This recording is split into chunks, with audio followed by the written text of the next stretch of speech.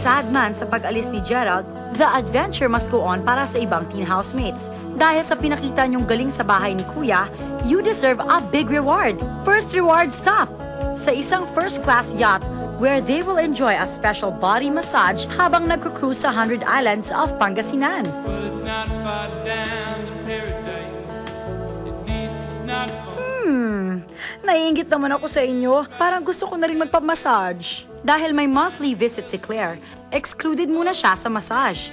Pero feeling donya naman ang Barrio Lass sa kanyang first yacht ride, especially napakaganda ng sights from her position sa view deck. Enjoy lang kayo, housemates! Dahil talagang super kung mag-pamper si Kuya.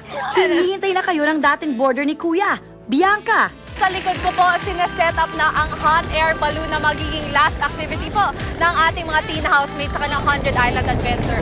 Kaya I'm sure magiging high na high ang feeling namin lahat. The perfect ending para sa ating Pinoy Big Brother Teen Edition.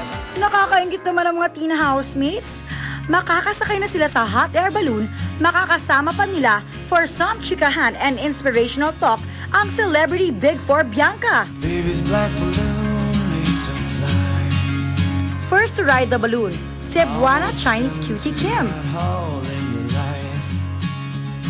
You're not thinking about tomorrow.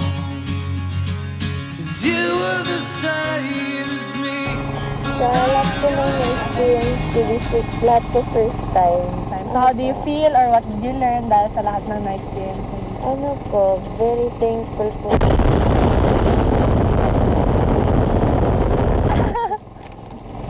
Very thankful na. Opo, dahil na-experience ko po itong ganito sa pag-stay ko po sa bahay mo. Pero ako, sa nakita ko, ito yung closest friend ni Gerald sa loob ng bahay. How do you Malungkot po kasi kulang. Tapos wala ba ako. So, kunyari, kasama mo siya dito sa hot air balloon na ito. Ano sa tingin mo? Sasabihin niya o gagawin niya o pa-punchline ba siya? Oo, ay jumad yun. Tapos bilang ko sila. Masyado kayatang matipid magsalita ngayon, Kim. May fear of heights ka ba? Susunod sa hot air balloon experience? So happy for you din, Claire. Finally, tapos na ang 100 Island Adventure ng teen housemates. Balik na sila sa bahay ni Kuya for the ending of their ultimate lifetime adventure. Of course, dala-dala nila ang magagandang memories ng 100 Islands. Alaminos, Pangasinan Mayor Braganza has a lot more to say about this beautiful Philippine tourist spot. Pinoy Big Brother sa ABS-CBN for giving us the opportunity to be a part of this reality TV show. Of course, I would like to invite everybody to be a part of Adventure 100 Islands in the city of Alaminos. Galila!